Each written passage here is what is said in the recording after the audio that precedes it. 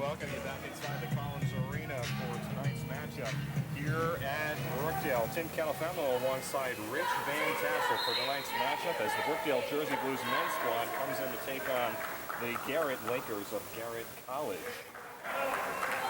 Brookdale controls the opening tip and we are underway. Terrell Cox with the basketball. Dribbling inside, now puts up a jump shot and puts Brookdale back on the board, 2-0 very early on here in the first half. Garret College not helping there on the screen and roll, slouching back. Now here's Nemo Trexler from the top of the key. That's off the mark, no good. Rebound pulled down by Mason Jones. Now here's Dylan Salva inside and gets the finger roll to go. Brookdale now comes out early with a 4-0 lead. Good move by the big man there. Got the ball right away and moved. Didn't waste time in the post. There's a drive inside, swatted away, but now rebound to Charles on the side. Down low. Now back out to the corner for Colbreth. Here's Nemo Trexler going inside. No foul called, and the ball will go out of bounds back to Brookdale. You saw twice there the defensive presence of Jordan Little coming over with the block one and then forcing the missed shot on the second chance opportunity there. I mentioned the officials. Our official tonight are Gerard Devon, Dana Garner, and Mark Lewis will be on the floor tonight.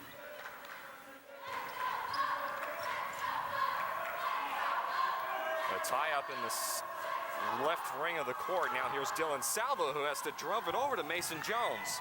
Jones goes all the way inside, but he traveled with the basketball. Jones thought that one of the opposing players for Garret had touched the basketball, but I don't think so. Yeah, just a ragged possession by Brookdale there. Not surprised it ended in a turnover. So here's Rosé Colbreth. Now gets it over to Trexler again, and Trexler with a nice jump shot puts Garret on the board.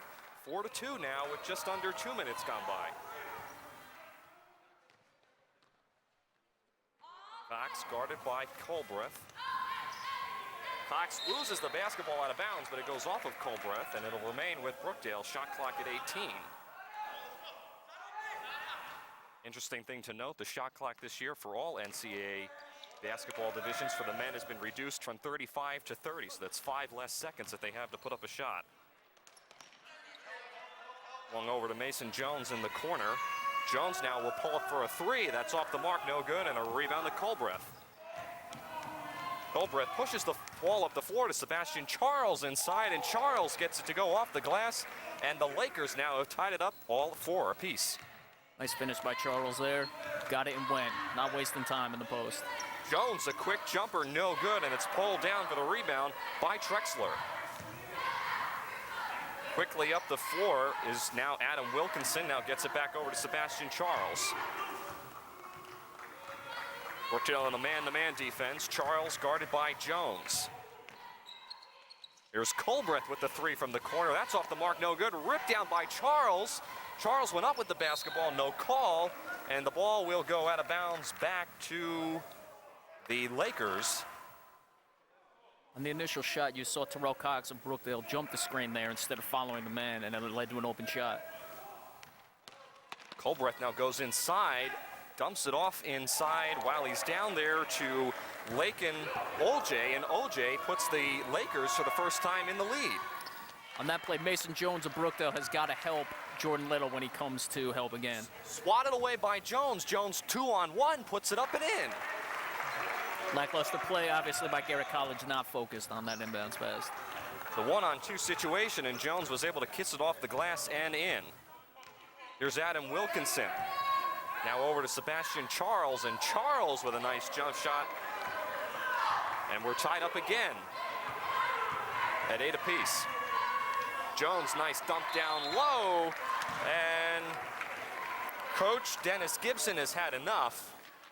As he calls a timeout, disgusted with his defense, they'll head over and talk about it. Brookdale leading 10-8. Beautiful pass there by Mason Jones. I'm not surprised that Dennis Gibson took a timeout after that one. We've seen some sloppy play on the last 2 possessions from Garret College, so got to right that ship right now immediately. And if there's anybody who knows stuff about basketball, it is Dennis Gibson. In his 28th year as head coach, this guy is unbelievable. He has coached the players to a Region 20, District 15, back-to-back consecutive championships in 2014, 2015. He's been doing this for 28 years and very, very intense on the sidelines. Of course, Coach Chisholm on the other side of the ball, 24th season, so very, very experienced coaching on both sides of the basketball. Yeah, coaching is very experienced. You look at Garrett, they do have 7 returning players from that championship team, so you would expect that they would be a little bit better and not have the sloppy play that they've been having, but that's why Coach Gibson took a timeout there. So here's Rosé Colbreth, now gets it over to Adam Wilkinson. Wilkinson tried to get over to Charles. Charles regains. Gets it over to Lakin OJ. OJ goes inside, goes over Mason Jones. But the rebound is pulled down by Jordan Little. Again, Jordan Little, good help there. He's really a defensive factor early in this game. Here's Salva inside, off the mark, no good. Rebound pulled down by OJ. OJ over to Wilkinson from the corner for 3, and he knocks it home. Garrett goes up by 1, 11-10. Quickly up the floor, here's Jordan Little inside, and Little's going to be fouled, and he will go to the free throw line for the first time tonight. On the other end, for Garrett, when they were coming down, had the fast break going. The ball was stopped by Brookdale well, but when you do that, you're going to give up some open threes in transition. That's what happened. So Jordan Little, the 6'9 freshman, will head to the line for the first time tonight. Misses the first one. Majoring in business here at Brookdale.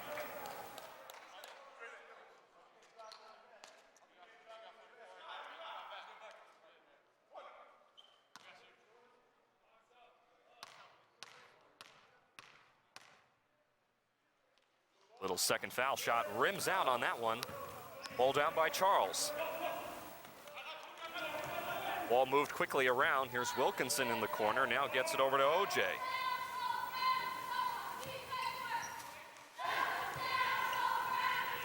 OJ dumps it down low to a new player in the game, Malik Tunk, and shot is waved off. Looks like an offensive foul underneath. I think I saw travel on that one, actually. Okay, travel, there you go. Too many steps, I believe.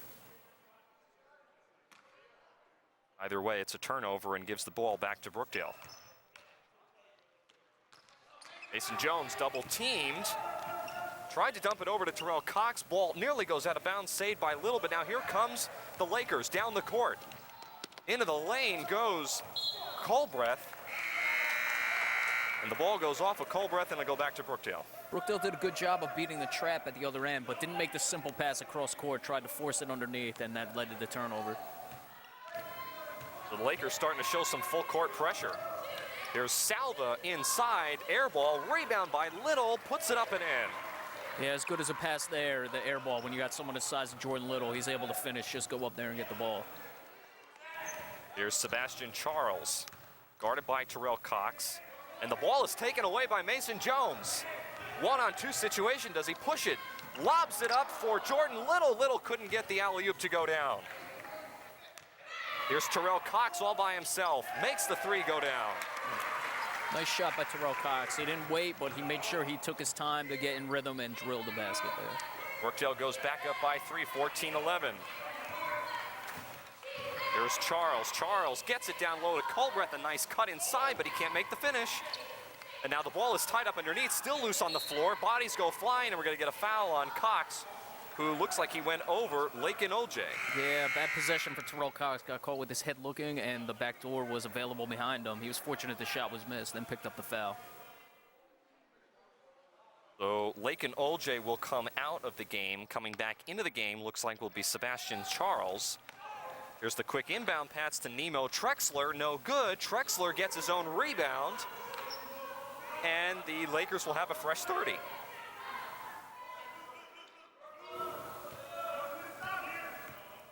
So here's Rosé Colbreth. Colbreth dumps it over to Malik Tunk, and Tunk makes the Jersey Blues pay from behind the arc, and we're tied up at 14.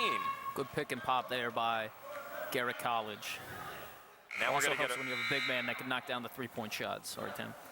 We're going to get a reach-in called on Rosé Colbreth. That's the first on Colbreth, the second team foul on the Lakers.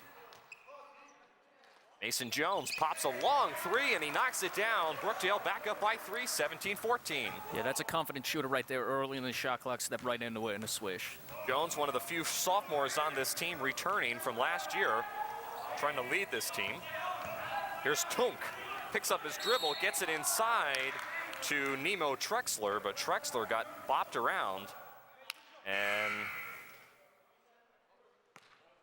I don't believe that's going to be a shooting foul. They'll inbound that from underneath. Dylan Salva heads to the bench. Aiden McManaman has also come in for Brookdale. Here's Tunk. Dumps it down low to Trexler. Trexler turnaround jump shot is good. The Lakers continuing to show some full court pressure as they are not allowing Brookdale to get away, easily bringing up the basketball. Here's Little down low, and Little can't get that layup to go, but he will be fouled and go to the line. Yeah, Garrett decided to front there with Mike Tunk. The help was late, though, coming underneath. When you front a guy the size of Jordan Little, the help has got to come sooner than that, and that resulted in the foul. 2 shots for Jordan Little. That's Malik Tunit's first foul, as I mentioned, the third team foul for the Lakers. And Jordan Little will now have another opportunity at the free throw line. First time he was here, he missed both of his foul shots. This is the first one. Yeah, it was a bad miss by Little on that one. He has a good form, so I'm surprised he's struggling as much as he does from the line. One thing I know Coach Chusak had told me before the game is that they need to work on their foul shots, and that's a classic example. And we're going to get a block in the back, as that's another foul on Tunk as he shoved Terrell Cox in the back, and the official saw that. That's going to be his second foul. Yeah, back to foul shooting. A lot of times that's where the game is won and lost. It's free points. Got to be better than that. It's a great point, Rich. Terrell Cox gets it down low to Little. Little, nice spin around jump shot, makes the layup go. Beautiful job by Jordan Little there. He was patient. He let the defense dictate where he was going to go, and then he made his move. Excellent job by Jordan Little. Here's Wilkinson down low to Trexler. Trexler working 3-man at once. Can't get the shot to go, though, and the rebound is pulled down by Will Coxis. Yeah, good job on the rebound by Coaches, keeping the ball high, not letting any of the small guards come down and strip the ball from him. Little working on Tunic down low, and Little gets the shot to go. Again, beautiful patience by Jordan Little. He's taking what the defense gives him and going right to the hoop. So Brookdale currently leads by 6, 22-16. About to hit the 8-minute mark in the first half. Here's Tunk down low, double teamed, gets it outside to Garret, who's a new player in the game. My bad, that was Adam Wilkinson. And now the Lakers will make a big substitution as Adam Wilkinson will go to the bench, as will Malik Tunk.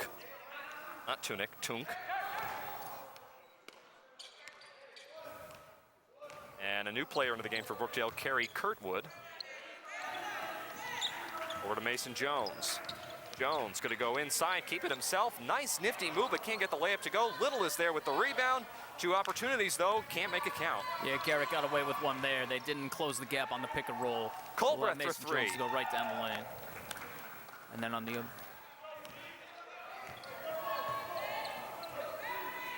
Again, poor transition defense by Brookdale.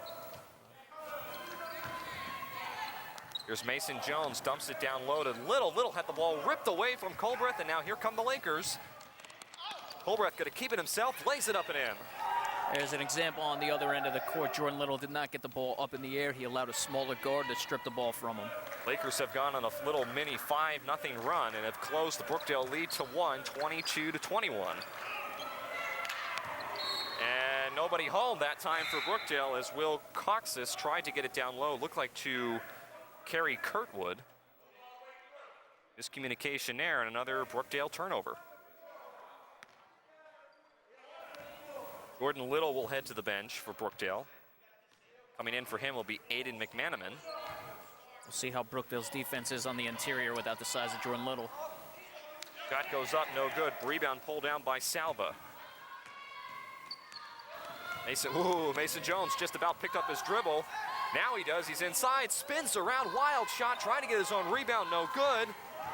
And the ball is taken away now by Wyatt McBee. McBee can't get that layup to go. Man, a lot of contact down low for both of these teams. Yeah, long rebounds would lead the transition. No one's finishing at the rim, but the refs are letting a lot go underneath. You're definitely right, Tim. Jones for a three. Off the front rim, no good. Jones fell down, no call. Up ahead to McBee. McBee off the back rim, no good. And a rebound to Salva. And Coach Chiswick is going to call a timeout. That'll be a full timeout for that squad. So Brookdale again leading 22-21 as we're coming up on the halfway point here in the first half. Yeah, as you can see, Brookdale a little sloppy, hasn't played since last Thursday, but in transition, they've got to be a little better with their defense. I think Garrett's letting them off the hook a little bit, taking quick shots. I'd like to see them pound the ball more inside and look for layups on transition. They're settling for too many threes. When you have numbers going in the other direction, you shouldn't be pulling up for that many threes, especially if you're missing them at the rate Garrett is today. So we'll see if they correct that during this timeout. You mentioned that last game. Brookdale beat Sussex last Thursday night by a final score of 82-67.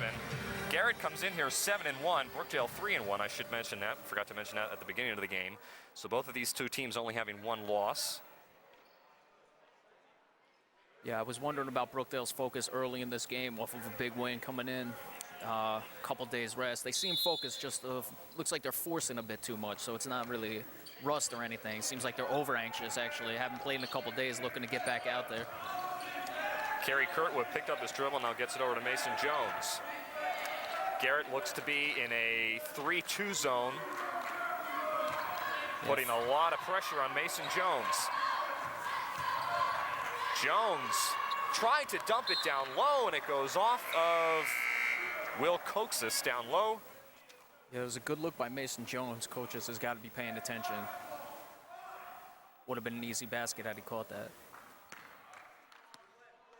So inbounding for the Lakers will be Nemo Trexler. Here's Roger Colbreth. Gets it over to Wyatt McBee. Dumps it over to a new player in the game, Jafar Musa. Colbreth. Swings it over to Shane Chikarima, and Chikarima's going to get his layup to go, and I believe it'll be an N1. Yeah, coach is trying to use the baseline as an extra defender there, but when you get beat baseline, it's going to cause problems, and it led to the N1 opportunity here. So Shane Chikarima, the 6'4" forward from Leavenworth, Kansas, completes the old-fashioned three-point play to give Garret a 2-point lead, 24-22, with under 10 minutes remaining in the first half. Wyatt McBee is very high on this zone defense. I'm surprised. Long three there, no good. Rebound by Nemo Trexler, and now here comes Roger Colbreth again. Colbreth feeling lucky, now dumps it over to Trexler, and Trexler can't get that three to go. Aaron Trimble, a new player for Brookdale, and it's swatted out of bounds by Colbreth. Colbreth, excellent job getting back in transition there. Aaron Trimble went down hard after trying to put up that layup, but a beautiful block made. However, they are going to call a foul. It's what Brookdale has to do when you have the zone. Got to get out and run. Don't let them get set up. That foul is going to be on Colbreth. That's his second foul, team foul number 5 for the Lakers.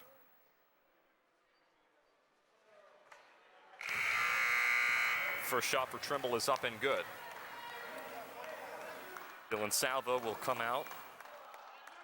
I like the substitution of Jordan Little here, especially with Wyatt McBee being as far out as he is, McBee that is, being as far out as he is in the zone defense. Now you can get Jordan Little inside and get some odd number opportunities for him. Coxis, a nice pump fake, got his man in the air and put the ball back up and in. Brookdale now back up by 1, 25-24. Nemo Trexler lost it out of bounds, but the officials down low say that Brookdale touched it last.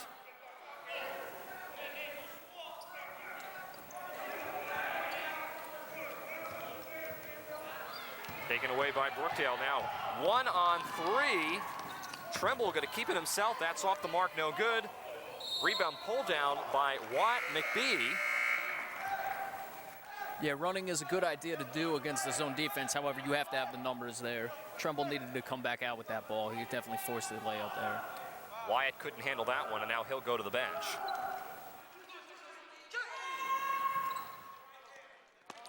Here's Jordan Little. Little gets it over to Aaron Tremble.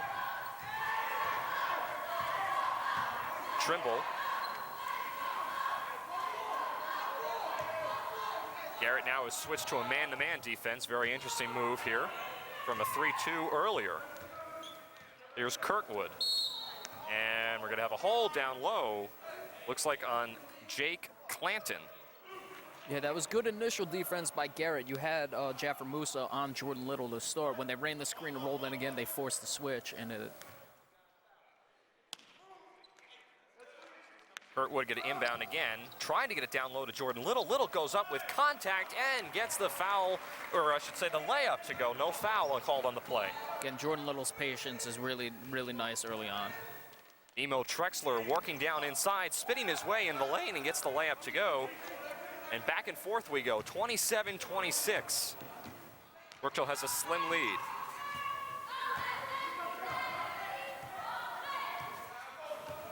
Kirkwood dribbling with the basketball. It's like more of a matchup zone here for Garrett. Kirkwood get a pull up a three. Off the front rim, no good, and a rebound to Lakin OJ, who's in the ball game and back again. Yeah, a little out of his range there on that three-point shot. Double teamed, makes a man miss. Nice pump fake, but they're gonna say that Jafar Musa traveled with the basketball underneath. Yeah, Brookdale got away with one there. They pressured almost near midcourt. Garrett did a good job of breaking that, but unfortunately the travel on the layup. Both Kirkwood and Coxis will come out of the ball game. Terrell Cox will come back in. Mason Jones will also step out onto the court again. Here's Trimble. Trimble over to Jones. Gets it back over to Trimble for a three. Off the front rim, no good, and the rebound is pulled down by Wilkinson. Here comes Trexler in the lane, lost the ball, got it back, and lays it in. Yeah, good job of not settling there by Trexler. And Coach Chizak wanted the timeout as Terrell Cox had kind of gone down a little bit hard and was a little bit slow to get up. And Coach did not want to risk it, so he calls a timeout. You got to like the new 30-second shot clock. It allows a much more crisp offensive game, especially at the college level. So, well, it definitely does provide for a lot more shooting, and that was the point of putting that rule into place for the college Division 1, 2, and 3 for basketball. I mean, the rules are a little bit different this year for the Brookdale women's games that we'll be looking at also this year. But as far as the men, the only thing that has changed is that shot clock. But as you mentioned, Rich, it does promote a lot more offense because you have that less 5 extra seconds, and that can make a big difference. And you're seeing a lot here. We're going up and down in this game, so it definitely opens the game up more. Good to see. It definitely puts a lot of pressure to continue to score. 7 minutes left here in the first half. Brookdale again down by 1. I'd like to see Brookdale continue to establish Jordan Little. I don't think Garrett has any answers for him. And again, we've discussed it many times throughout, but his patience is just very good. He allows for cutters to pass through. He allows for the defense to dictate where he can go with the ball, and he doesn't force anything. He's a very intelligent player. You can definitely tell. He knows where he wants to go. He makes his moves quick, or he'll wait for the defense to pass through, then he'll make his move. But he's very decisive. He's definitely a presence down low for Brookdale. So coming out of the timeout, Brookdale will come out onto the floor. Aaron Trimble will inbound from the midcourt line.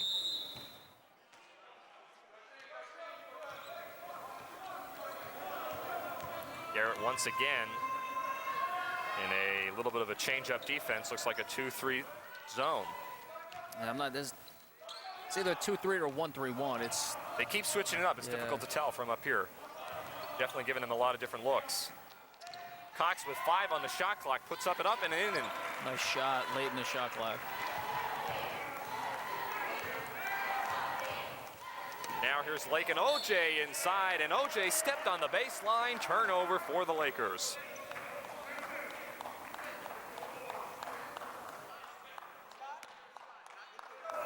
Coach Chizak was hoping for a foul called on the other end. As Cox will bring up the basketball. Cox, one of those returning players from last year. Ball gets kicked out by Adam Wilkinson. And the Jersey Blues will inbound with 17 on the shot clock. Yeah, Garret, it looks like they want to go to this zone to pressure the guards to not allow them to get in inside the Little. Wacky pass down low to Jordan Little, who was more than covered, and Jafar Musa fell down, and they were going to call that a travel. He had intercepted the basketball, and as he was trying to come down, it looked like he may have tripped over one of the Brookdale players, but either way, that's a travel. Yeah, I'd like the no call there. It looked like it was inadvertent contact, so. Kurtwood gets it down low to Little, and Little gets the layup to bounce in. Yeah, an excellent ball fake by Jordan Little there. So Brookdale back up by 3. Brookdale's largest lead of the night has only been 6. Garret has led a couple times, but for the majority of the night, it's been back and forth, just like this. Down low for Trexler, and Trexler has the ball rim out. Yeah, Trexler had the smaller Mason Jones on him there, so they wanted to go inside, just couldn't get it to fall. Mason Jones lost the basketball, now gathers it back up. Nice pass down low, and once again, Brookdale able to get another layup. They go up by 5. Yeah, nice no-look pass by Mason Jones there. Here's Adam Wilkinson for the Lakers. Gets it over to Clanton. Clanton picks up his dribble, now gets it over to OJ. Back outside to Trexler. Trexler a little bit short, but a nice rebound by OJ.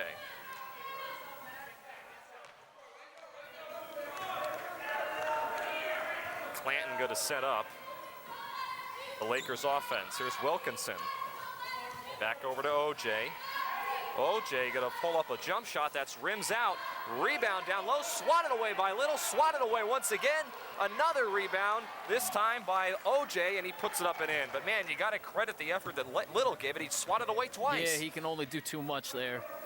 Eventually, you give a team that many opportunities underneath, they're going to find a way to score.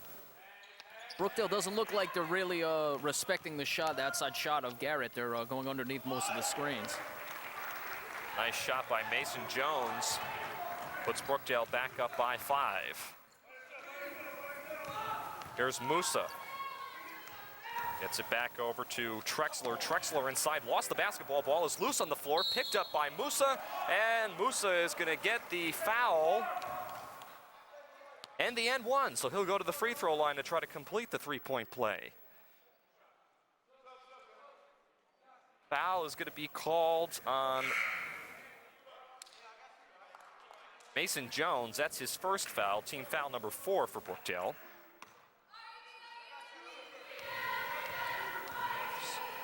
So Jafar Musa, all the way from Nicaragua, makes the three-point play.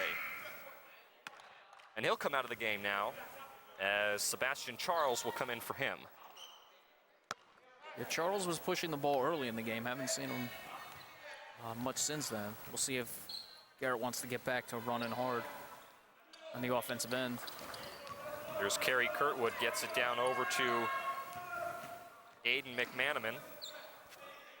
Now back to Mason Jones with 15 on the shot clock. Little has the ball taken away from behind, and it's pulled down by Wyatt McBee.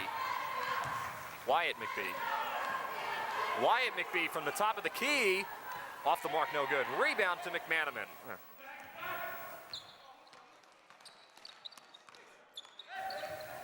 Jones guarded by Charles. Charles almost got away with a reach in. And now Jones will pop one up. Rebound by Trexler.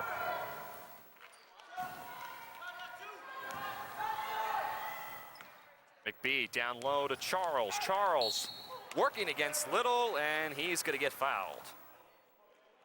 Yeah, Charles taking it right into Little's body. You got to do that with a bigger player. That's the way you can negate the shot block. It looked clean from up here, but obviously the officials saw it a different way. So Sebastian Charles will go to the free throw line. That foul again was on Jordan Little. That's his first foul. Only the 15th foul for Brookdale thus far. Coming into the game now will be Dante Whipley and Terrell Cox.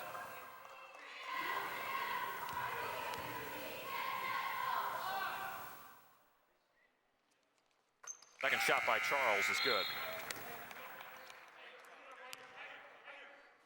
So coming out of the game for the Lakers will be Wyatt McBee. Coming in will be Lakin OJ.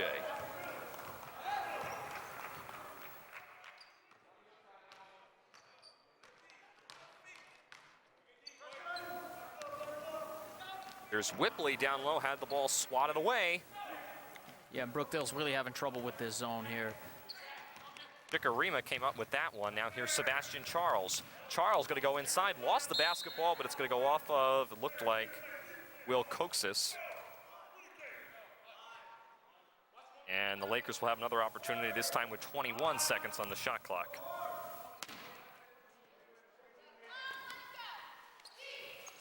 Charles has to have a lob inbound pass to Trexler. Trexler in the lane and gets the layup, or the jump shot to go. Nice shot by Trexler there. Mason Jones was right up on him. You can't play much better defense, but...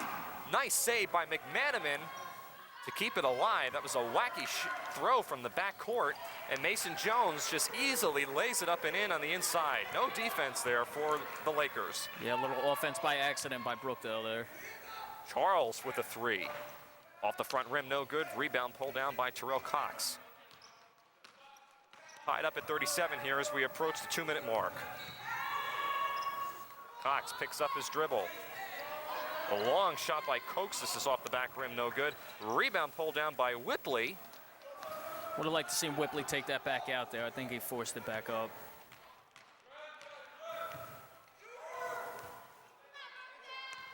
Ball being switched around quickly for the Lakers. Sebastian Charles now will give it over to Clanton as Clanton will try to set up the offense with 13 on the shot clock. Ball taken away by Mason Jones. One-on-one ahead of the field, and he throws it down with two hands. Beautiful anticipation by Mason Jones there. Looked like he was almost baiting the pass as well so he could come up with the steal. That puts Brookdale once again up by two. Still a very close game, 39-37. Chikarima gets it over to Trexler. Trexler over to OJ, back over to Chikarima for three, and he makes it go home. Garret finally getting one to go from the outside. They've been struggling from downtown all game. And that's just a killer after that huge momentum swing by Mason Jones puts the Lakers back up by one with that three from Chikarima. Yeah, good job of skip passing by Garret. A long three from the corner by McManaman is off the mark. Garret going to try to push it here. Here's OJ inside, and ball's going to go off of Brookdale down low. Gerard Devon, the official, making the call from the baseline. I pity him. I would not want to be able to make calls against Coach Chisek, saying it right in his ear. Sebastian Charles now. Over to Wilkinson for three. No good. Ball tipped around and finally pulled down by Coxis. A good job by Whipple on that play. He was left alone underneath to fend off two guys on the defensive glass. Sebastian Charles swatted it away. The pass was intended for Cox. 37 seconds left here in the first half. Here's McManaman. Gives it off to Cox. 20 on the shot clock. Cox puts up a three. Off the front rim, no good. Rebound to OJ. OJ nearly had the ball swatted away. Now the ball is tied up on the floor, and we're going to get a foul called on, I believe, Mason Jones, who went in to try to scoop it away from OJ. And that's going to be the second foul on Mason Jones. Only 16 fouls, so they will still inbound the basketball. And a quick substitution looks like for Brookdale as Aaron Trimble is going to come in for Mason Jones.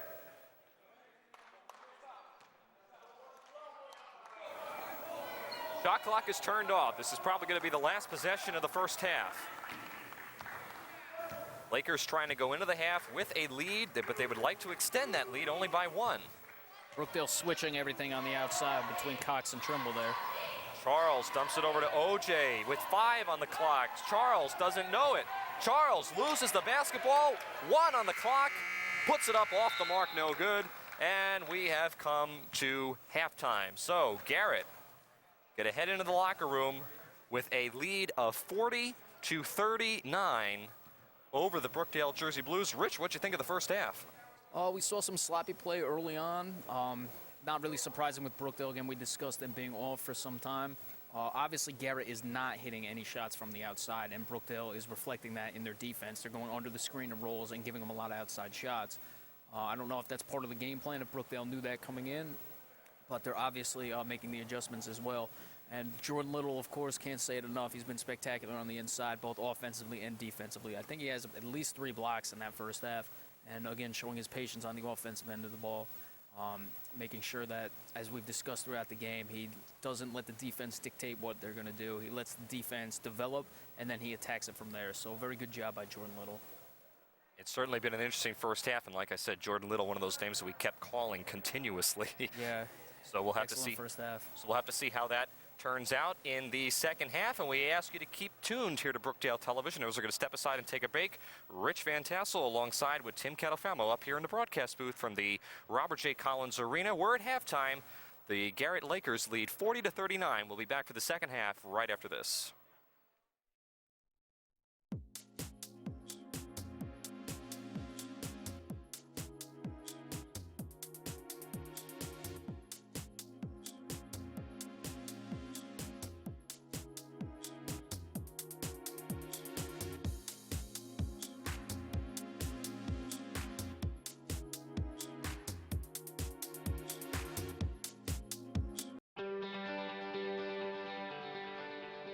I love playing softball at Brookdale. It's very natural. The team gets along. It's like we've been playing together forever. The coach made it a very easy decision to come here. The faculty is very approachable, and they were able to work with me when we went to nationals. As a Brookdalian, I have grown into a more confident student athlete. I love it, and I wish I could stay here all 4 years. My name is Bobby Bowler, and I'm an NJ Star Scholar athlete, and I got my start at Brookdale. In life, you never know when your number will be called. Whether it's blocking a shot, scoring the winning goal, or acing a test, you have to be prepared. At Brookdale, we learned the value of hard work. We learned how to be champions. We are the Jersey Blues women's soccer team, and we came to Brookdale to win.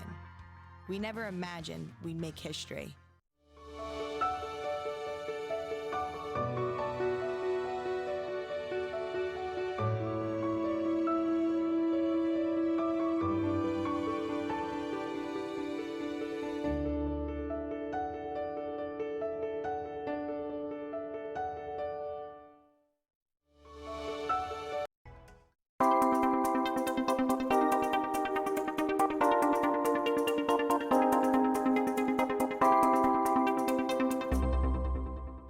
I'm Dan Schroll, Professor of Graphic Design at Brookdale Community College.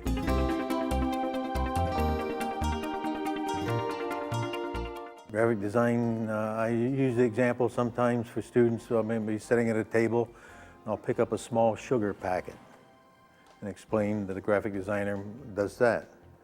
And from that small packet, anything up to a huge billboard. It's a visual communication tool. We're all involved in it. We all are guided by it. It's a huge field. There are many, many different options a student can have and go into and feed from as long as they start with the basic fundamentals of the graphic design profession, which we offer here at Brookdale Community College. Hi, my name is Colin Caney, and I'm a graphic design student at Brookdale Community College. Everything that was available for us, the computers, the programs, everything were amazing. I mean, it made it so much easier because everything was just right there for us to use, and it made everything that we did a lot easier. Hi, my name is Gabriela Sheps. I'm a current student at Brookdale. and I'm taking classes on the graphic design program. I have a background in graphic design back in South America. I was going to school and I was looking for, returning to school, and this was a convenient school for me, pretty close to my house, and they have a program that I can, I can do it.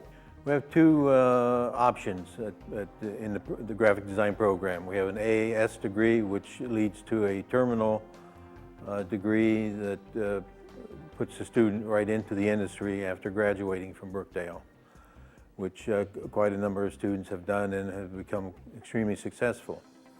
We have the other option, the AA degree, which is a transfer degree, which I encourage students to participate in. It enables them to transfer to a four-year art school or college or university to further their studies in the more conceptual part of graphic design. I got an internship through Dan Schroll, my professor. I got it at the end of this past semester, and it was redesigning the layout of the brochure for a group out of St. Barnabas Hospital called the Institute for Prevention.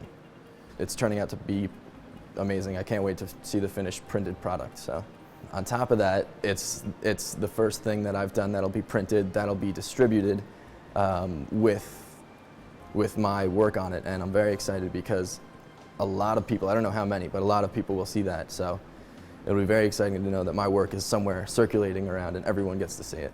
It's an exciting program. The opportunities are tremendous. Now's the time to really look at a career in a field like this because of the vast potential that it offers, and not just graphic design, but peripheral subjects like illustration, typography, printing. There's many different aspects of the field that are outside of what's called graphic design, but is a very strong part of doing this as a career. Hi, my name is Claudia Chera. I'm a graphic design student and photography major in Brookdale Community College. I have a lot of freelance work coming in because of my graphic design teacher. He was really great on always promoting me and giving me, people that I can call and they gave me work. And for me, in a sense, it's great that I changed my whole career into the graphic design department, because if you really have a passion for it, you always have work. You always have work. There's a great program. Come and see it. You have to believe in your possibilities, and you will love it here. You will really like it here. So come on in. Students make the program. The students really go far beyond their the normal workload and contribute outside of class and really make the program what it is. It's a very strong program. I think we give a very, very strong fundamental background, kind of nuts and bolts foundation, and they do a really good job.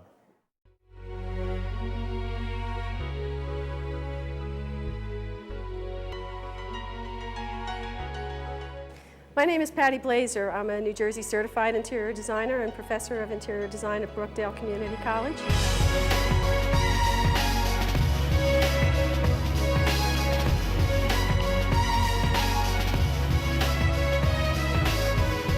Interior design is a very complex profession.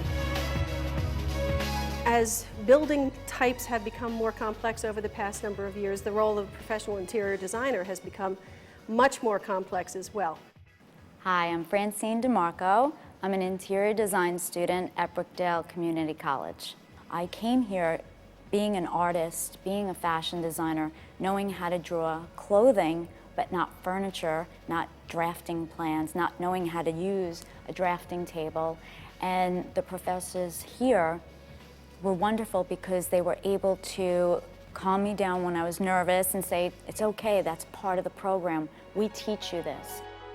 We have 2 studios that are equipped with manual drafting tables as well as various software products that are appropriate for the interior design profession. So each student has the opportunity to have their own station with both drafting table and technology that's required. We have a learning assistant that supports students outside of class time, so you can basically get one-on-one tutoring. If you're having difficulty in a particular area, you can make an appointment and come in, or just come in during open lab times and get additional help outside of class. My name is Dorota Cervas, and I'm a recent graduate from Interior Design program at Brookdale Community College. When I came to Brookdale and I talked to a few of my teachers, especially Celeste, and I told her, Celeste, I'm an international student, my English is maybe not good enough, but she said, don't worry, we're gonna work. We're gonna work hard and you're gonna be okay. And we had an opportunity to do real projects. Last year, we were asked to redesign a day room at the Ancora Psychiatric Hospital in Hamilton, New Jersey, and I won a first prize. Well, the design now is under the construction. They asked me to come and take pictures and see what they did. And you know, when I graduated, I felt so good because I still remember the first day when I said, I don't know if I am able to do it. I'm not sure if I'm gonna be good for it. Professional interior designers work as members of design teams along with architects, engineers, landscape architects. They participate and collaborate in defining and interpreting user and client needs and adapting those needs to the building shell and all the mechanical systems that are associated with it. The great thing about being at Brookdale is that we have the architect program right down the hallway, and we all work very nicely together.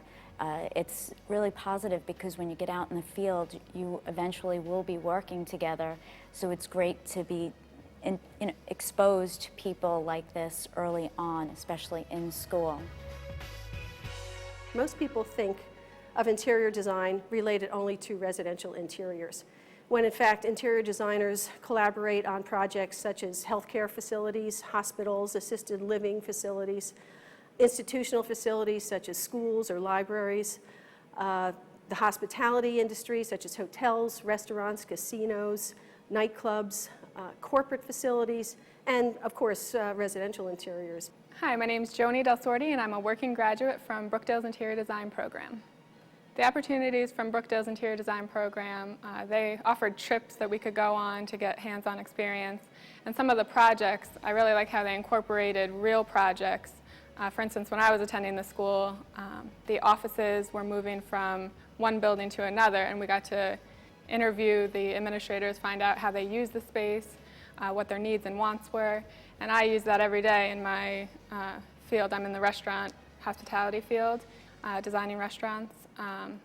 And Brookdale, you know, really gave me hands-on experience and the foundation classes that, you know, I still use to this day. Brookdale's interior design program is a gem. I am extremely proud of the program. We're in our 20th year of existence. We have an excellent reputation. We have state-of-the-art studios that are the envy of every other program in the state. We enjoy excellent support from the college and have an excellent reputation for, again, transferability as well as job placement within the field. We've got an excellent faculty. Our full-time faculty as well as our adjuncts all have been practicing professionals, and all are NCIDQ certificate holders and are certified in the state of New Jersey. So our staff and faculty are excellent. Facilities are excellent, and I love Brookdale.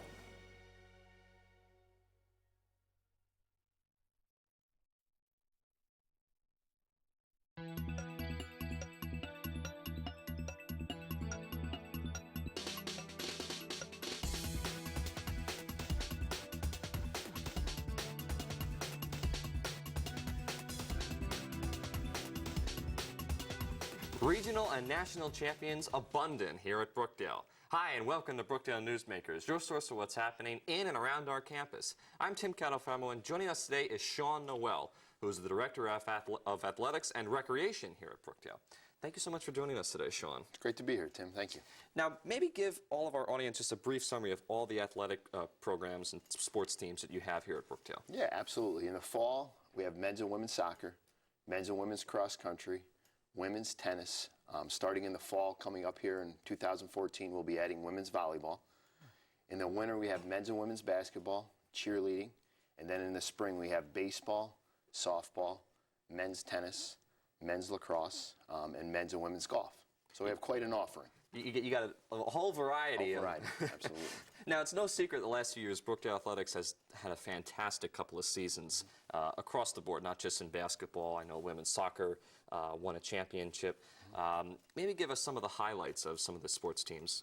Yeah, absolutely. I mean, we've had a great run of success on the field. Our men's basketball team last year won a national championship, the first time in the program's history. Our women's softball team was national runner-up last year as well, which was a great accomplishment.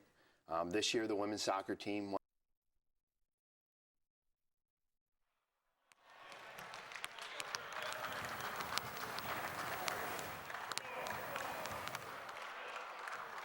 And welcome back to the Collins Arena here in Lincroft, New Jersey. Tim Kettlefemo alongside Rich Van Tassel. And we're coming into the second half in a very, very competitive game between the Brookdale men's squad and the Garret Lakers coming from Garret College. 41-39, Garret leads coming into the second half. And Rich, what do you think we're going to see in the second half? Because we talked a lot about players like Jordan Little for Brookdale. Also on the other side for Garret, guys like Lakin OJ, a couple of those guys, Sebastian Charles. What are we going to see in the second half? Yeah, well, I'd like to see if Garret is going to continue to live and die by the three. They were doing a little bit of both in the first half because they're leading the game, but they were missing a lot of threes. For Brookdale, how are they going to handle that zone defense when Garret resorts to it? They got to try to find a way to get Little the ball in that zone and just wait for the open shots. When that's how you beat a zone. When you're against the zone defense, you have to wait for the open shots and make sure you make them count. And another interesting storyline from this first half was there were not a whole lot of fouls, only 11 team fouls combined at the end of that first half, something that usually is a very, very different story when these two teams come into play. So we're back underway here. Sebastian Charles with the basketball, now gets it over to Lakin OJ. OJ gets it over to Colbreth, and Colbreth's shot is off, but a nice rebound pulled down by Nemo Trexler. Trexler now got to get back over to Sebastian Charles, who will try to set up the offense. Here's Colbreth. Back over to Charles. 16 on the shot clock. Charles back over to Colbreth. Now over to Wilkinson. Wilkinson with 8 puts up the shot. Off the front rim, no good, and a rebound pulled down by Jordan Little. Garret took their time there, was crossing the ball from side to side. Shot from the corner is no good. Rebound pulled down by Adam Wilkinson, and looks like he was fouled by, was that Terrell Cox? I'm not sure. It is going to be on Cox. It'll be his second foul.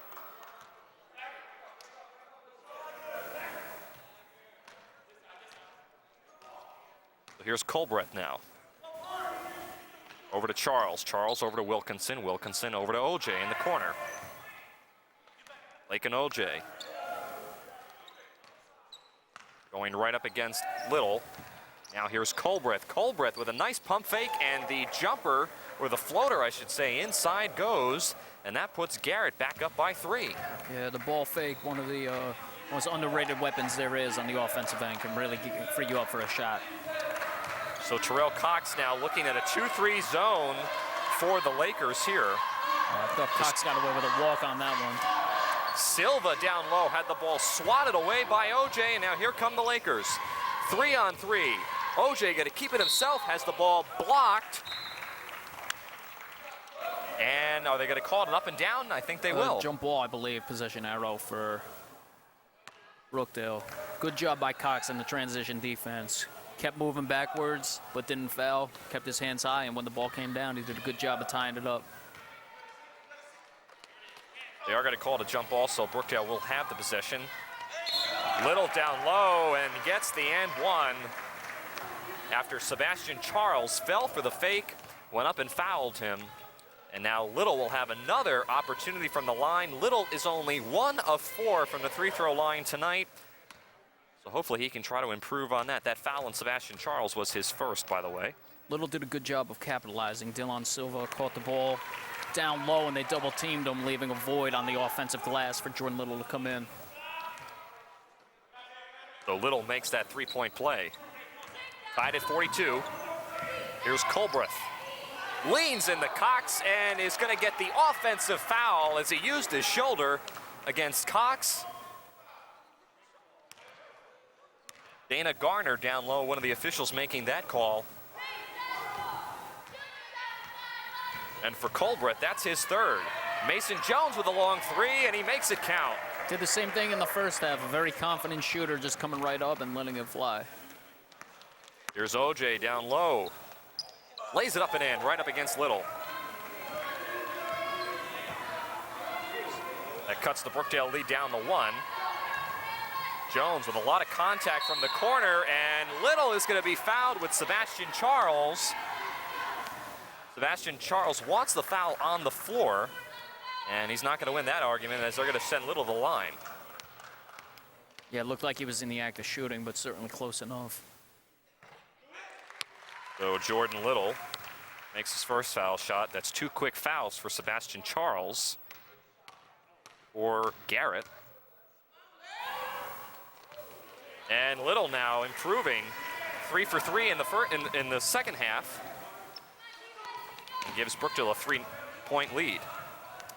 Charles has the ball swatted away by Jones. Now he's double teamed in the corner, and it's intercepted. Here comes Brookdale, 3-on-3.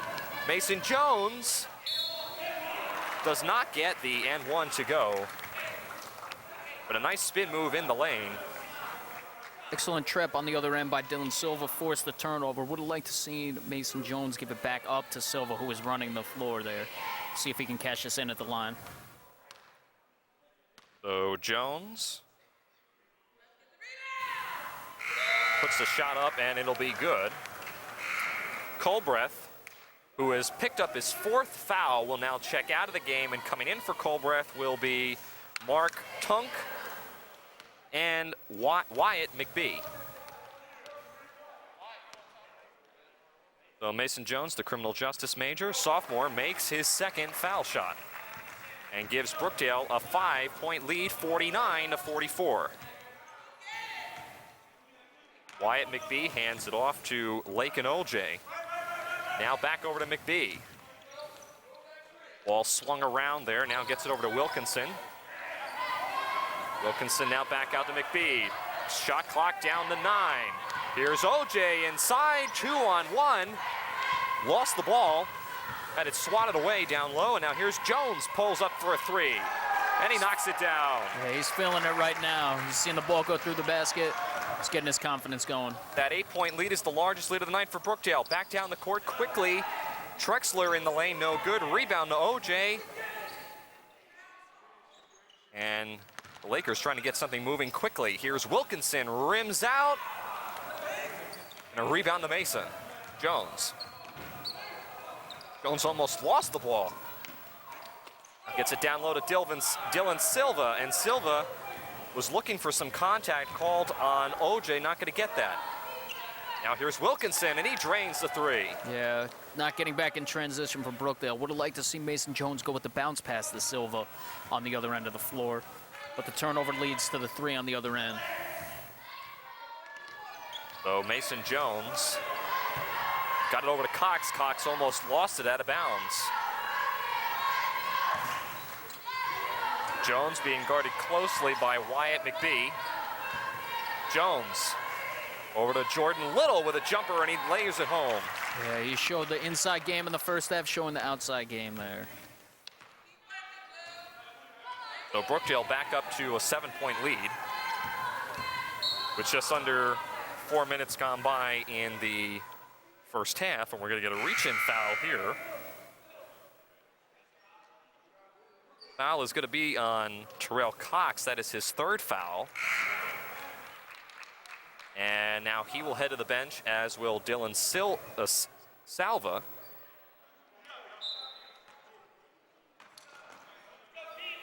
And coming in for him will be Kerry Kurtwood. Here's Lakin OJ. OJ. Back over to McBee. Now back over to OJ for a 3. Off the back rim, no good. Jones, way up the court, has it intercepted by McBee. Too ambitious there.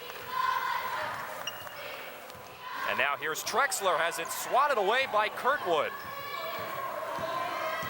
Yeah, Kirkwood doing a good job after Mason Jones turned the ball over, not passing the ball deep in that situation. Setting up the offense for Brookdale. Kirkwood pump fakes, drives inside, dumps it out to Michael Nova. Nova inside, off the back rim, no good, gets his own rebound, puts it up and in, and the foul. The one extra bounce on the rim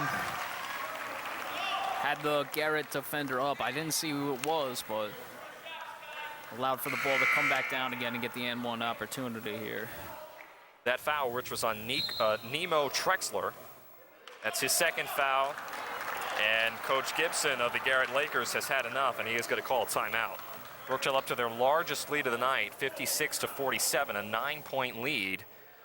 And Brookdale has certainly come out in the second half with a lot of energy, and they put up some points. Yeah, they and haven't been too sloppy up until that last pass by Mason Jones, trying to force something that wasn't there. Coach Gibson obviously wants to stem the tide right here, making this the largest lead of the game. Very methodical by Garret coming out at halftime, not shooting the three. Obviously, they didn't make many shots in the first half, so they're trying to now, but it doesn't look like they're getting anything established on the offensive end, so we'll see what the adjustments are made during this timeout. Brookdale definitely made some adjustments in the second half to try to compensate for that, and so far it seems to have worked.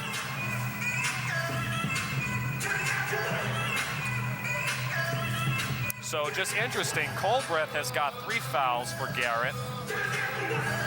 Nemo Trexler, that's his second. 5 team fouls already early on, and we're not even halfway through the second half. So Garret possibly going to be in some foul trouble. Yeah, Garrett's got to figure something out here. You don't want to give any free points, especially when you're down 9. So we'll see what adjustments are made. I'd like to see a bit more ball pressure. Obviously, you run the risk of committing more fouls when you pressure the ball, but it can keep it out of Jordan Little's hands, and especially the way Mason Jones is shooting, it won't allow him to come right up and take a uncontested 3. When he's feeling it, you don't want to let him keep seeing the ball go through the basket. But obviously, the back end of that is you may commit more fouls, so we'll see what they do. So back on the floor, remember, Michael Nova was the one who got that and 1 to go, so he will try to complete the three-point play from the free throw line. Nova, the business major from Englewood, New Jersey.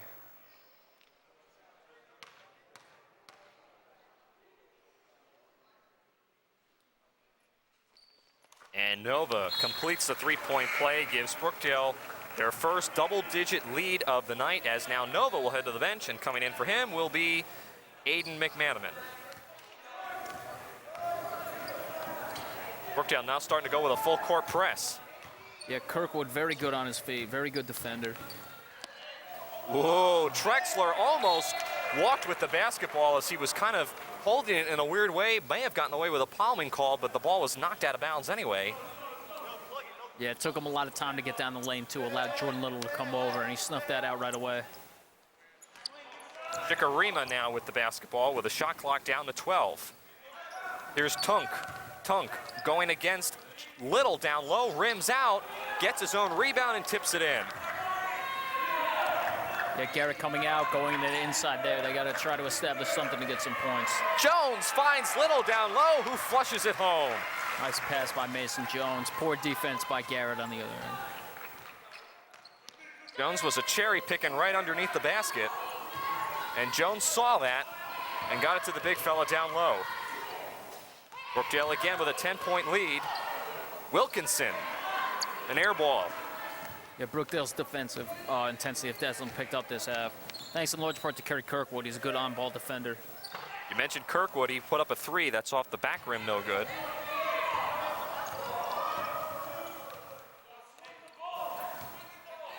And we're hearing from the sidelines, Coach Gibson wants the Lakers to start swinging the ball a little bit more. Yeah, doesn't want the offense to get too stagnant. Got from the corner by Chikarima is no good. Rebound to Trexler. Trexler lost the ball through his legs. Ball's on the floor, and Mason Jones comes up with it. Yeah, that's what you get in that situation when you're not moving the ball. Brick on the baseline. Jones put up a wild floater that was way off the back rim, no good. Yeah, up 10, I'd like to see Mason Jones run the offense a bit more. No need to rush anything. Wilkinson from 3. and he knocks it down, cuts the Brookdale lead down to 7.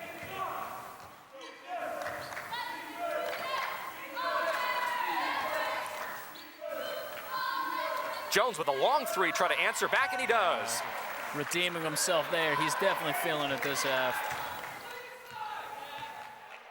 Like to see if Garrett goes to maybe a ball denial on Mason Jones. You can't give up too many more threes.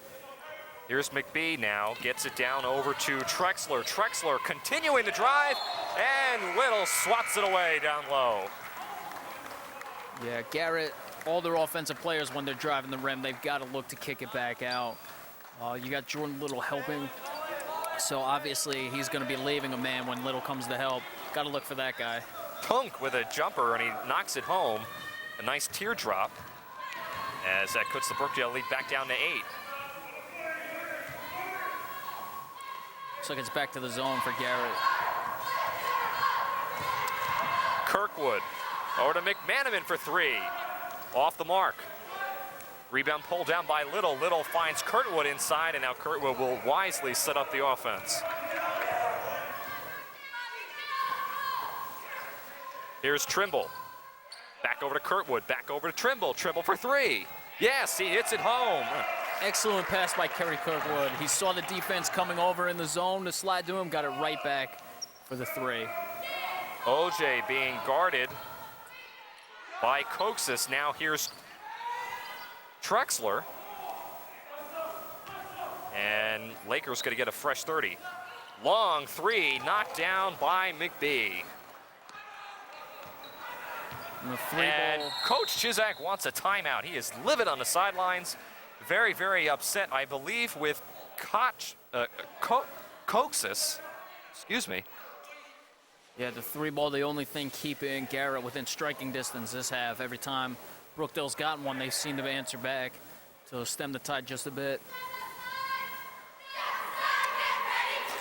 So 11-10 remaining here in the second half. Brookdale up by 8. If you're Garrett, Rich, what do you got to do to try to get back into this ball game? I'd like to see more of the zone, which they've gone to. It beat them the last time by good ball movement by Kerry Kirkwood, but it allows them to, it will force Brookdale to shoot the ball from the outside more. You hope they cool off. They've been making them this half, but you have to live with threes eventually, because if not, they're going to pound the ball inside to Jordan Little, and I'm sure Garrett doesn't want any of that. So it's a pick your poison in this situation. We'll see. They gave Brookdale some problems with it in the first half, the zone defense, that is. We'll see if they can continue to go with it in the second half, and if it'll pay off. Try to turn the ball over as well, get some easy transition baskets. But Brookdale's playing well this half. They've really come out, so it's going to be hard for Garrett to get back into it. But I would go with the zone defense. Brookdale has definitely come into this second half with a lot more energy, and it has shown not only on the offensive side, but on the defensive side. Jordan Little down low, swatting at least 3 shots away.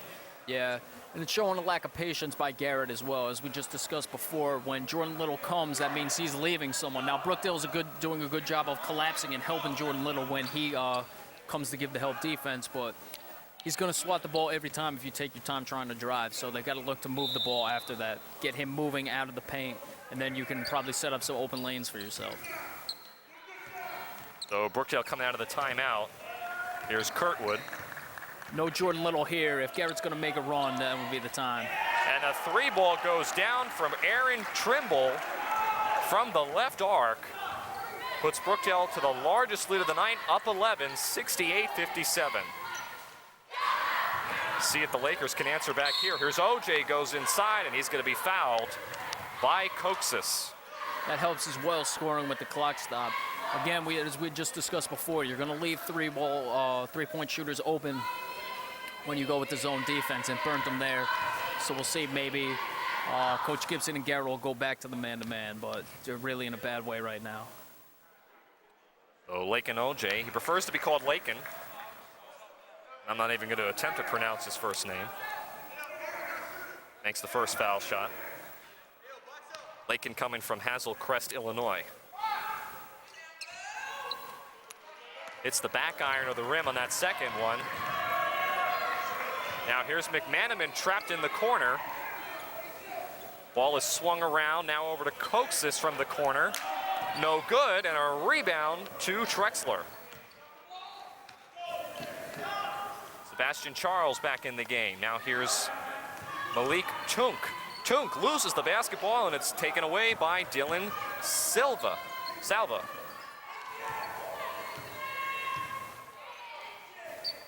Aiden McManaman now trying to figure out what he wants to do with the basketball. We'll get it over to Kurtwood.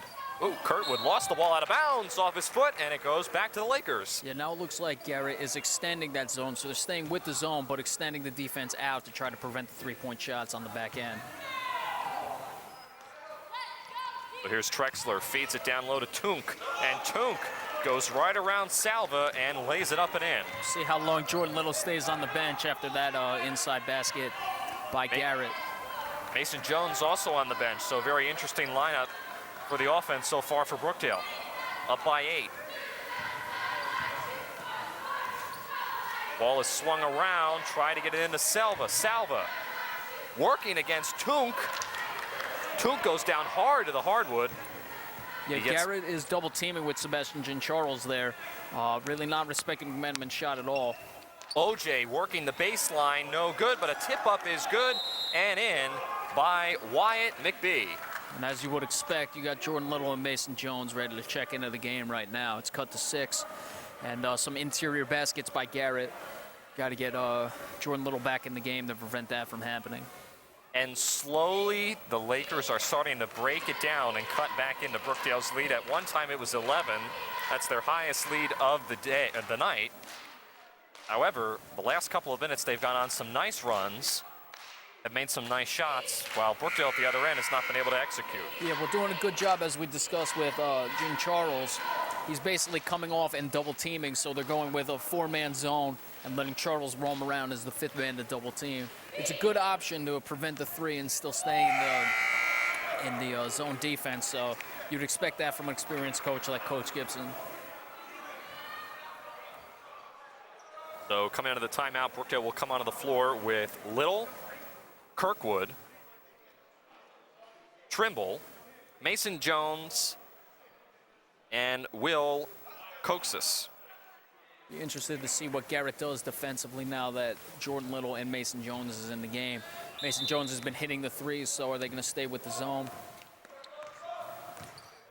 And already Sebastian Charles comes right up to pressure the ball. Here's Trimble with a 3, and he knocks it down from the left arc. Yeah, slow rotation, I believe that was on OJ's part, but... Jersey Blues lead back up to 9. Here's another 3 to answer from the corner, and it goes down for Wyatt McBee, the sophomore guard from Swanton, Maryland, keeping Garret in the game for the moment. Little calling for the ball down low, and he works it against the defense, and he lays it up and in. There's a perfect example. He went right to the basket when he got the ball. He knew he couldn't show patience there, and he went right with it. Ooh, almost swatted away by Jones. Jones now on the floor. Ball is loose, bodies go flying. And remarkably in all that, the shot clock did not reset. Now it's taken away by Coxis, and it's gonna go back court. A little bit of Keystone Cops going on there. Wow, wait. You have to credit the enthusiasm for both of these teams, not giving up without a fight. Now here's Tunk. Tunk out to Trexler, but Trexler was on the baseline when he went to go shoot the foul, or shoot the shot from the corner. Yeah, have to be smarter than that. Got to have better court awareness. Sebastian Charles looks like he has been dubbed by Coach Dennis Gibson to pressure whoever has the ball. Yeah, he's Jones. doing a good job. Little. Coxis. That's what happens, though, when you're pressuring with Charles. You leave the weak side very susceptible to offensive rebound, and it got him beat there. Tunk from the top of the key. No good. Rebound Trexler. Trexler gets knocked down, and he makes the 3, and that will count. And now he will go to the line to try to complete the rare 4-point play. That's unbelievable. Yeah, Garret not going down without a fight here. Can cut it right back to 6 if they get this one. It's got to be solved on the defensive end, though. What a costly foul for Mason Jones. That's his 3rd foul Not so much that it's his third foul, Rich, but that is a big turn of events when someone has the opportunity to possibly complete 4 points in one possession. Yeah, one of the cardinal rules of basketball is you do not foul a jump shooter, and that's what happened there. Especially when he's behind the arc. Yeah. So Trexler will complete the rare 4-point play, cuts the Brookdale lead to within 6. Terrell Cox looks like he's ready to come in for somebody as he goes to the scores table. And Garrett's going to take their chances with the man-to-man, it looks like here. Jones no good for 3. Coxis had the ball swatted away from him as he was ready to put it back up and in.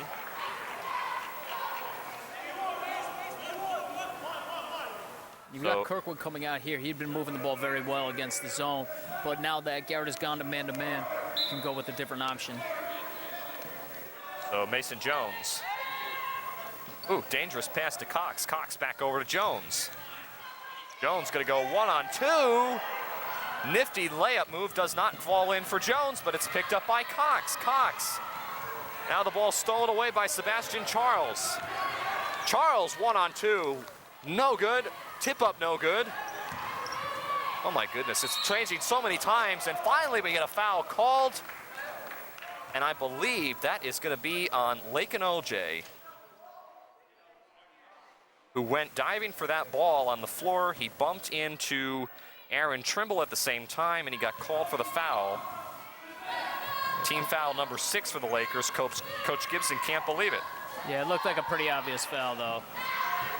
Little with the rebound, puts it up strong and lays it in. Brookdale back up to a lead of 8, 77-69. Approaching 6 minutes left in the second half. Here's Trexler. Trexler back out to OJ from the corner. OJ gets his own rebound. A lot of contact, no call. Tunk, I'm sorry. Tunk. OJ, finally there's a foul as he got his own rebound, and now he will go to the line to shoot 2.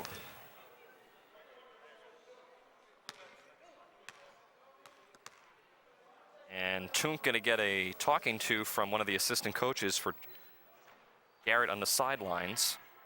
Might be giving them instruction on what they have to do with Jordan Little on the other end.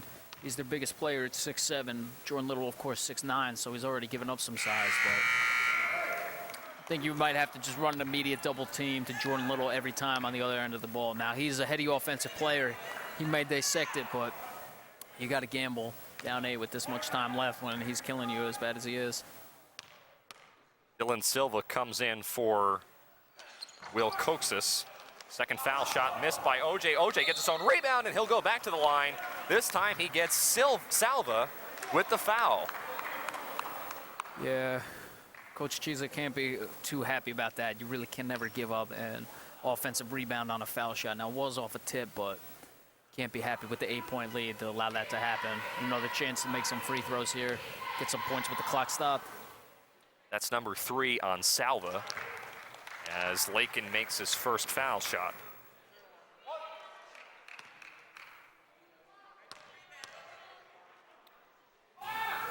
Coach Chiza going to leave Salva in for the moment. Lakers have cut it to within 6, 77-71. This is really as close as they've gotten it in the second half. We'll see if they can get over the hump here. Timeout here by Brookdale. See what adjustments they make, but for Garrett, you got to figure out what you're going to do with Jordan Little, especially on the offensive glass. So Coach Chizik taking a timeout, wants to talk things over. This is a crucial point in the game, Rich, because it could go really either way right now. We keep seeing this swing of momentum. However, it really shows you how well Brookdale came out to start the second half, because really that's the difference in the game right now. Yeah, you didn't expect an experienced team like Garrett to go away, but Brookdale is doing a good job of keeping them at bay. So that's you got to give credit where credit is due to Brookdale in that regard, not folding under the pressure. But we still got 6 minutes left, and I don't expect Garrett to go away at all. Again, how is Brookdale going to respond if they go back to the zone? Garrett, they don't really have many defensive options. They've been running back and forth between the zone and the man-to-man.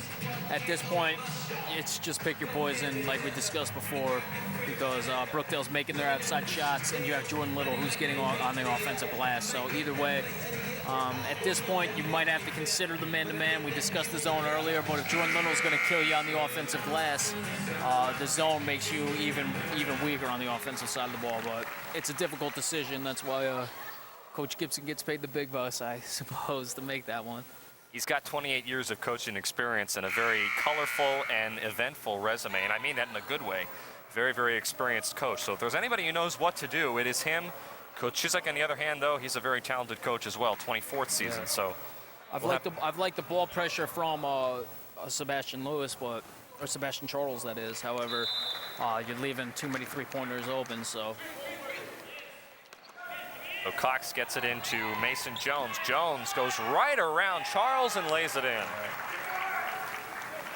Beautiful play out of the timeout by Coach Chisek there.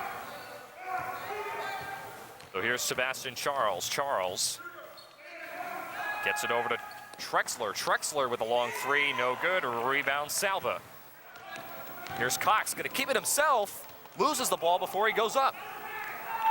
And now it's way up the court to Sebastian Charles, who's gonna keep it himself and lays it in. Boy, I tell you, there is a lot of contact both ways. Yeah. Sebastian Charles really wreaking havoc on the defensive end. He's about the only trump card Garrett has in this situation. And now we're going to get a blocking foul called on Lincoln OJ down low as Terrell Cox was trying to go around him. That'll be OJ's second foul. Team foul number 7 for the Lakers. So Terrell Cox, the criminal justice major, completes the one-and-one.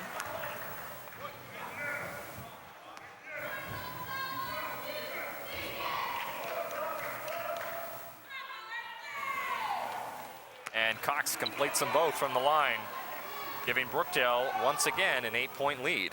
You got Colbreth back in the game. He's playing with 4 fouls, but at this point, you got to take your chances. And here's Colbreth, who goes right around on the other side of the defense. And we're going to get a foul called. I'm trying to see who it is. Is it going to be on Lill or Cox? I think it was Jordan Little.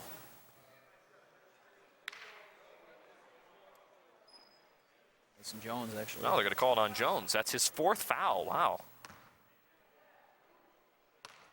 And it looks like Aiden McManaman might come in for Jones, as Jones is being taking a look by Mark Lewis, the official, to make sure there is no blood. And yep, Jones will come out and Aiden McManaman will come in. You don't want to lose Mason Jones, but with 5 minutes left, I would have left him in and rolled the dice, not allow Garrett to get anything going. Second foul shot is good by Colbreth.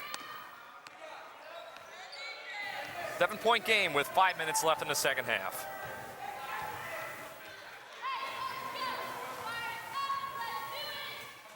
Garrett in the man-to-man defense. Salva goes baseline, and he stepped on the line, and that's a turnover. And it looks like Sebastian Charles is out of the game. He needs a breather now. He's been running all over the court. Substitution change. Lincoln OJ will go to the bench for a quick breather, as Wyatt McBee, who was knocking down a couple of three-pointers from behind the arc, comes into the game for the Lakers. Yeah, Brookdale's got to be careful with him. You don't want to leave him at this sense. Give him any open looks. Here's Tunk. Wilkinson for 3. Off the back iron, no good. Ball is tipped around, and they'll go back to Brookdale. Rush shot, and Coach Gibson is not happy about that. There's still plenty of time to run your offense. A basket there could have cut it to 5 points or even 4 with a 3, but not a three-pointer that's about 2 feet from behind the arc. That much time left on the shot clock. So Cox will bring up the basketball.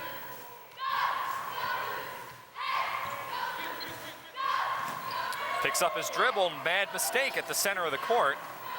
Luckily gets it over to McManaman, who's being guarded closely by Wilkinson. McManaman stops, pulls it up, a little bit short on the front rim. And now rebound to Tunk. Tunk. McBee. Tunk goes right over Cox, and it's an offensive foul. Cox may have gotten away with a acting job on that one, but the officials saw it differently. And now Tunk picks up his 3rd foul. That could have been an Oscar-worthy performance there. Don't want to see that call this late in the game. Give him an Emmy on that one. Or is it a Tony? I'm not sure. I don't know. Cox's jumper is no good. And now we're going to get a reach-in call on Michael Nova, who was being a little bit too picky.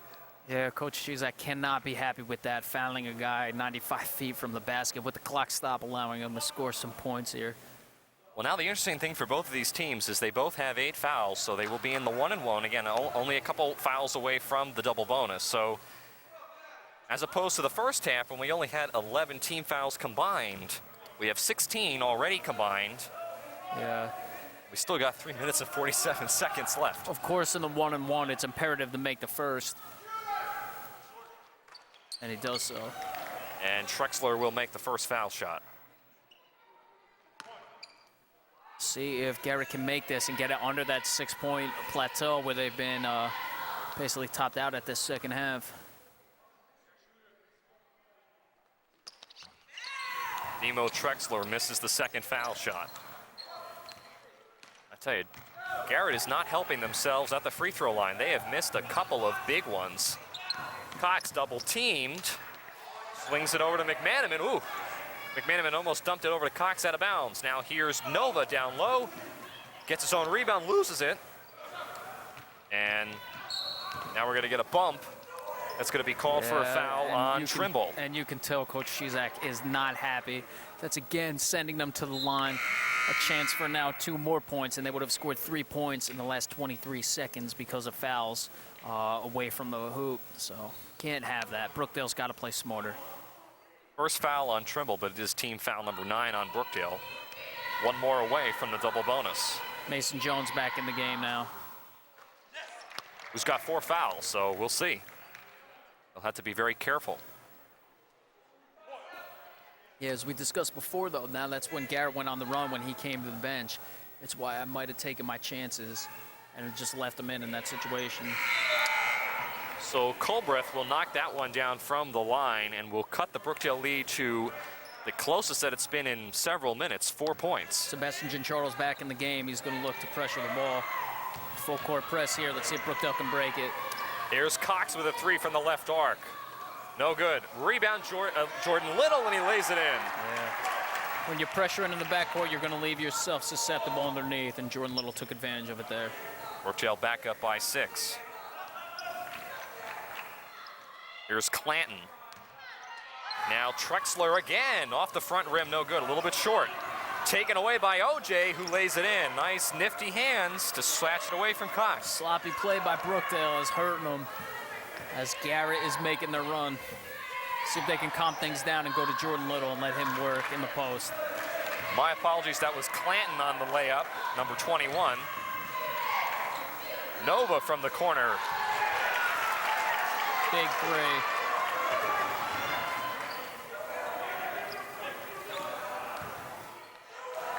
Tunk. Off the mark, no good, but a rebound to Wilkinson. Approaching 2 minutes left, Brookdale up by 6.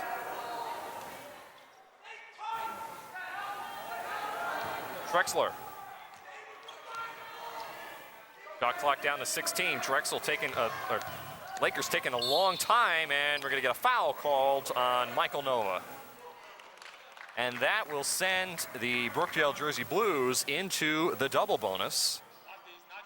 And now Garret will be shooting free throws too. Bill, we are done with this one. Big free throws here. Every point is vital, down 7 with just over 2 minutes to play. So Adam Wilkinson, the sophomore guard, all the way from England, makes the first foul shot. I mentioned Garret has a lot of interesting players from all over the world. Wilkinson from England, Musa from Nicaragua, and Tunk from France. Just shows the continued popularity of the game. That was a critical foul shot missed by Wilkinson. And Brookdale now up by 6, trying to run some clock and trying to shorten the game. Cox lost it. Jones picked it up. Now down the Little, who goes right at Tunk. Can't get that shot to go. Sebastian Charles over to Clanton for 3, and he knocks it home. Nobody was there to pick him up. Yeah, poor job by Brookdale. They had been settling for allowing Garret to have those shots in the first half. It's coming back to bite him here. Approaching a minute left, Mason Jones goes baseline, lets the layup to go, and the and one. Foul is going to be on, I believe, Sebastian Charles. Yeah, Mason Jones taking matters into his own hands. Nothing fancy there. That's straight one-on-one basketball going to the rack. Wow. Getting the foul. Charles with his 3rd foul. Now, interesting, Jordan Little will head to the bench. In comes Aiden McManaman. Sebastian Charles with his 3 fouls. He will stay in the game, although he's getting a little bit of a talking to from Coach Gibson at the other end. Mason Jones will have 2 foul shots. First one is good. I'm sorry, he completed the 3-point play. So that puts Brookdale back up by 6, 89-83. If you're Garret, Rich, do you try to go for a foul or you just try to knock down some threes? What's your strategy with a minute left? Well, now that there's no longer a 35-second shot clock, you have a bit more time to play with. Just got to get a hoop in this situation. We'll see what they draw up after the timeout here. It's imperative that you score, though. Assuming they do score, be it 2 or 3, I'd look for some big-time pressure in the backcourt, then a potential foul. But I never like to foul right away because you give up any chance you have of stealing the ball. There's still enough time that you can certainly look for a trap, force them to dribble, force them to make a few passes, and then hope to jump the ball in that situation. Is there a mindset that maybe Garret has in this timeout that they want to try to draw Brookdale into committing a foul and go to the free throw line and shoot free throws for the rest of the game? You know, obviously you would like to score with the clock stopped. However, you don't want to be too focused on trying to get a foul, and then you end up abandoning the normal offense. So if I'm Garret, I just run my offense as is. I'm probably looking for a 3 in this situation, but again, you just got to get a score. If Brookdale comes out heavy and is rotating hard outside to the 3-point line, you maybe give them a pump fake, then drive, and that'll set up an opportunity, as you were just discussing, because you have Brookdale closing down on a drive to the hoop. You may be able to get an and one in that regard. So we'll see what they do, but I'd like to see good ball movement from side to side, get Brookdale's defenders moving each way to set you up for that 3, or provide open lanes to drive and then potentially draw the foul. So during this extended timeout, we'll remind you that the upcoming schedule for Brookdale looks something like this. Their next game after tonight is going to be against Passaic County on Tuesday, December 1st. Then they come back here home to play the College County of Morris on Thursday. Then they travel up to Union on Saturday. So a lot of games in December for Brookdale. All those home games: Passaic, College County, or County College of Morris, Bergen, Ocean County, and Middlesex. All the games that we'll be covering here on Brookdale Television, all the home games. So very busy month in December. Going to test their stamina coming up. Here's Colbreth, drives right inside, doesn't get the layup to go, and Salva rips down the rebound. Yeah, obviously Coach Gibson wanted to go right to the rim there. A minute left. Now the question will be, will the Lakers foul? Jones goes down, and we're going to get a foul called on Colbreth. Didn't look like they were trying to. No, I think that was an accidental trip by Colbreth. Either way, that is going to be Colbreth's 5th foul, and he is gone. And Brookdale comes down, and can they make their free throw? If they keep hitting them, should be a victory for the Jersey Blues today.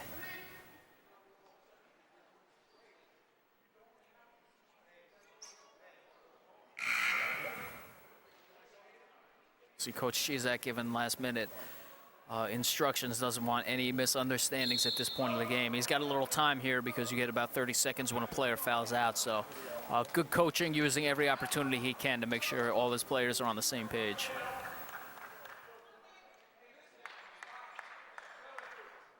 So Jones now will be at the free throw line.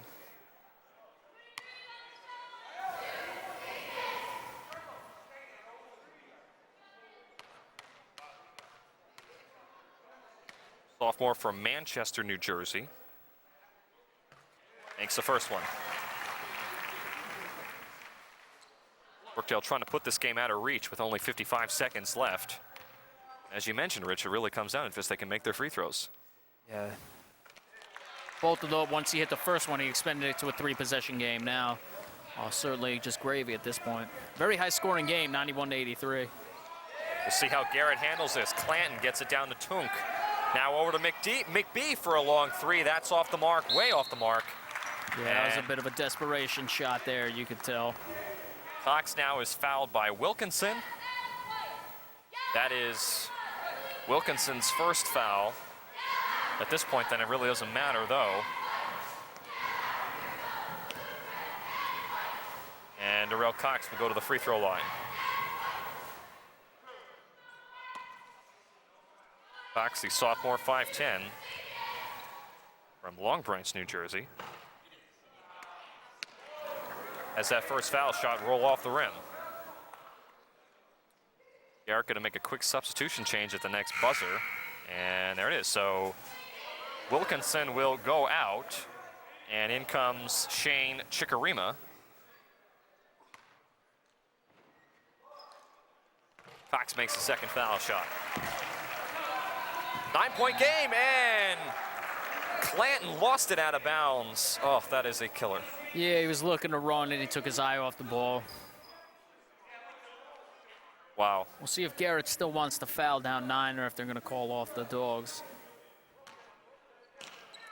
That is a terrible call, or terrible turn of events, I should say, for Garrett. And Cox now going to get fouled, and we'll go to the line. That's McBee with the fouling.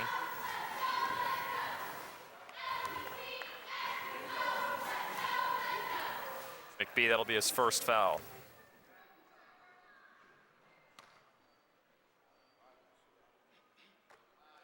So, unless some drastic turn of events happens here, it looks like the Lakers are going to fall to 7-2. Brookdale is going to improve to 4-1. Again, Brookdale's next game will be December 1st against Passaic County. That'll be a 7:30 tip-off time. We'll have that game live for you here on Brookdale Television from the Collins Arena. Yeah, excellent job by Brookdale in the second half. Already 55 points scored this half, so it's good for an NBA team.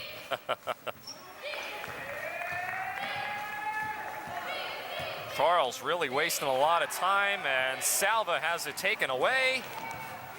Wisely pulls it down. Jones, and I think Brookdale's just going to run the clock out. And I think Garrett will finally say that's it. Classy move, calling off the Dogs. Brookdale will improve and is going to win tonight at the Collins Arena on homecoming by a final score of 94-83. So as I mentioned, Rich, Brookdale improves to 4-1. Yeah. And Garrett falls to 7-2. Final thoughts in the second half. I mean, Brookdale, we talked about it at the beginning. They came out with a ton of energy at the beginning of the second half and really set the tone, because first half, Garrett went into the locker room up 40-39. They had a little bit more momentum, and it was really back and forth. What changed in the second half? Well, I don't think that Brookdale was necessarily rusty from the layoff. I think they were more anxious and looking to play, and that forced a bit too many turnovers in the first half. But certainly they calmed themselves down to the point where they got focused at halftime and allowed them to come out and play well. They really harnessed that energy that they came out with, which was good, and I think that's what propelled them in the second half. As far as Garrett, they were living by the 3 all game, and it came back to, those chickens came home to roost, so to speak. So that's what happened. But you got to give Brookdale a lot of credit, a ton of points in the second half, and good job by Coach to calm them down at halftime, get them more focused, and harness that energy and get them moving in the right direction here in the second half. And now they got some games coming up, a lot in a row, not really that many layoffs coming up after, they do have the week layoff here, but then they got a lot going, so we'll see what happens after the week, if they can come out and be more focused and less anxious when they come out after a week layoff, because certainly, 4 days is a long time. A week's going to be even longer, almost twice as much. So that remains to be seen. That'll be a week away, and then they can hopefully get rolling and move on forward in this season. Well, it certainly was an interesting game, and as I said, Brookdale definitely put up a good fight, gave credit to Garret College, but they come up a little bit short tonight by a final score of 94 to 83. Our next game here on Brookdale Television will be December 1st. Both the men and the women will be in action. The women will start the night off December 1st by taking on Passaic County. Tip-off for that game will be at 5:30 Eastern Time, and then the men follow them, taking on the men of Passaic County at 7:30 Eastern Time. For Rich Van Tassel, I'm Tim Catalfama. For our entire BTV crew, we'll wish you a happy Thanksgiving, and we'll see you December 1st. Once again, final score one more time. Brookdale wins 94 to 83 over Garret College. Thanks so much for joining us, everybody. Have a good night.